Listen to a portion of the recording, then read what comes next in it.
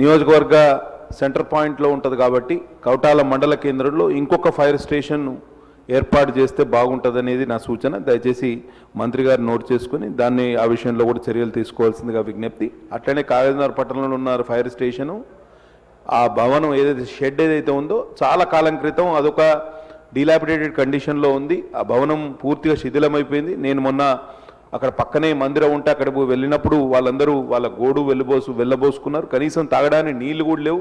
ఆ షెడ్ కూడా పూర్తిగా కూలిపోయే పరిస్థితి ఉంది.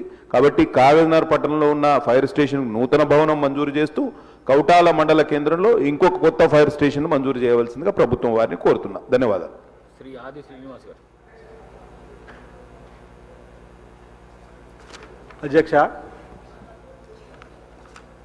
నూతన అగ్నిమాపక కేంద్రాల ఏర్పాటుకు సంబంధించిన ప్రశ్నపైన నాకు మాట్లాడే అవకాశం ఇచ్చినందుకు మీకు ధన్యవాదాలు తెలియజేస్తున్నాను అధ్యక్ష. నా నియోజకవర్గం వేములవాడ 2 జిల్లాల పరిధిలో ఉంది అధ్యక్ష. వేములవాడలో అగ్నిమాపక కేంద్రం ఒకటి ఉన్నది.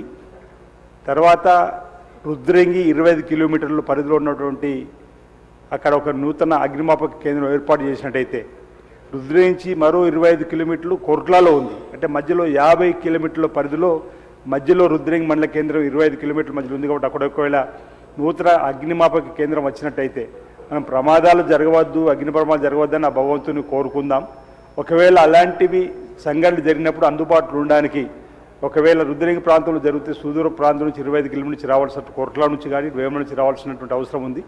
రుద్రంగిలో నూతన అగ్నిమాపక కేంద్రం కావాలని ఇప్పటికే ప్రభుత్వానికి నేను దరఖాస్తు కూడా పెట్టడం జరిగింది అధ్యక్ష.